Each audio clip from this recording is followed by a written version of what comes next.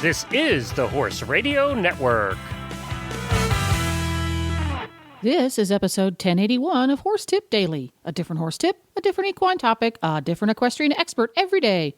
Horse Tip Daily brings the world of equine knowledge to you, one day at a time.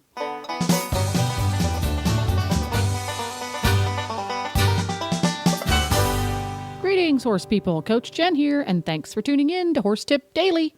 On today's tip, Hillary Moore-Hebert from Dressage Today magazine joins Dressage radio show co-hosts Reese and Phillip to discuss hand position, a topic inspired by an article in Dressage Today by Ingrid Klimke.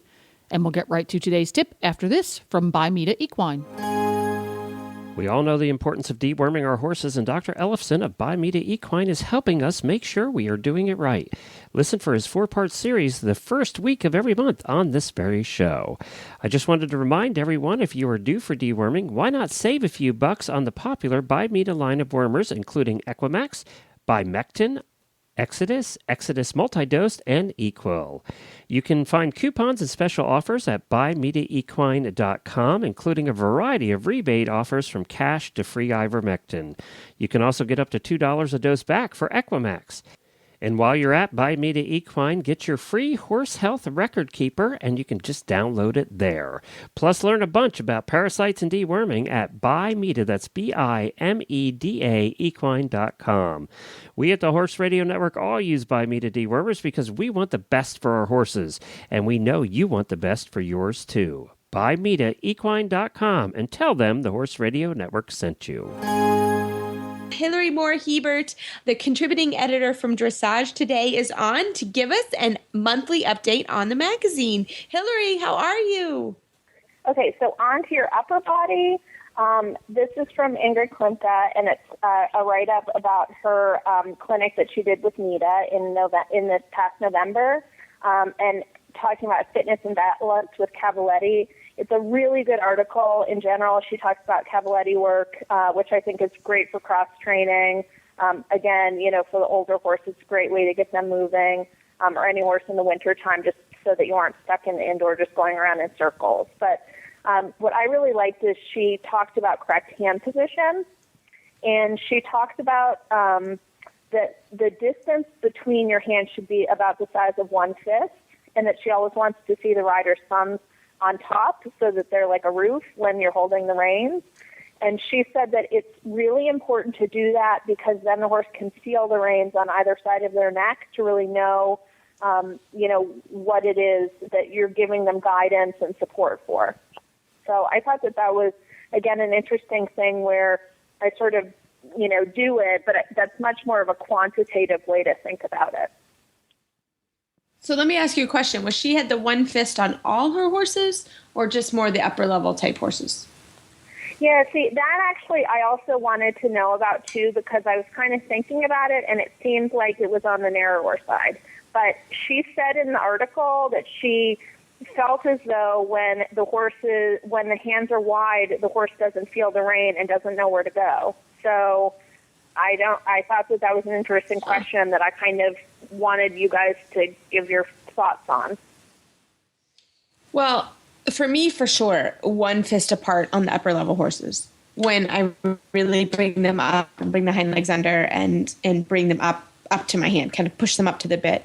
And when Philip was down here a couple weeks ago, we worked on that and worked on my position that my hand still is kind of pushing a little bit forward in that position.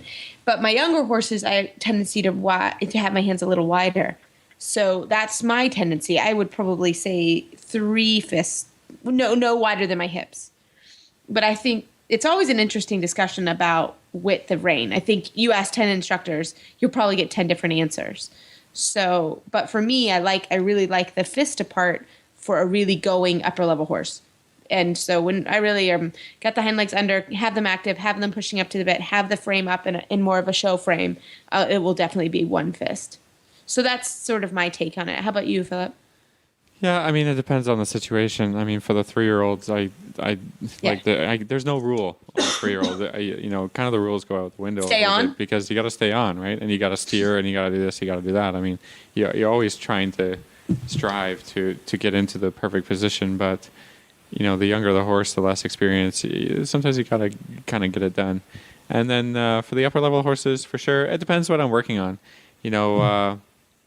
For half pass, some horses I really like to kind of lead my inside rein a little more open to check the balance of the bend. As you're coming, across the arena a little bit, I like to open the hand a little bit, give to the horse's mouth, and make sure I'm not, in half pass and travers a little bit, because there's a tendency to hold the horse on the inside rein and use an indirect rein, and that can be a little bit my own bad habit. Getting the bend from the rein instead of from the legs. So I open up the hand sometimes. For sure in the cavaletti work and any jumping, then I really like to have the horse really, in the tunnel, in the channel, right, and have really closed reins and let the horse feel that they have to stay very, very straight. So as a general rule, and when we talk about position, that's the ideal place when you're doing, when you're showing, for sure. But like I said, there's lots of situations that I'm not going to hold steadfast to that rule, and it just depends day to day, kind of thing. So yeah, Larry, and how I about think, you? Well, it's interesting because I'm kind of looking at the through the magazine as we're talking about this. I definitely noticed that her cover photo, her hands are not inappropriate, but I would say that they're on the closer side to each other for what I am. If you looked at the spectrum of what you'd expect for FEI. So, I would say that her hands, if she were to extend her pinkies out, could probably touch each other. And you can see there's pressure on either side of the horse's neck. Whereas if you flip a couple pages in and you see Charlotte Dujardin riding, her horse's neck is a bit thicker, and there's just no way that she could do that without it getting to the point where she'd be, having it almost bridge over his neck. So, yeah, I think it definitely depends on the horse. It's a tough thing. It's Ingrid Klimka, so we're not going to sit around and be saying that she doesn't know what she's talking about. I think it does definitely depend on the, the trainer and their perspective. And definitely I think with the younger horses, especially ones, that are a little bit more tricky to train, I've had a lot of success taking my hands quite wide with horses that have contact issues. But I'm not planning on doing that in a show ring. So, I think there's a time and a place for everything. It obviously seems to be working very well for her. But yeah, I'm looking here, even with Uta Graf in one of her DVD covers, her hands are not a fist width apart, probably more like two, they could probably fit two between them. So, yeah, it just seems as though it's just personal preference in terms of your training approach. Yeah, again, I think you ask 10 trainers, you'll get 10 different responses. Because I've had people ask me in clinic, and I always say, listen, your trainer's not wrong. It's a little bit personal preference and a little bit the system that you were trained in, and so I think you sometimes with that you have to kind of, again, you gotta try different things. Yeah, I gotta try different things. Get on a horse and say, does this help or does that help, and then work towards what am I going to do in the show ring. Yeah, exactly. Right? How to make it pretty.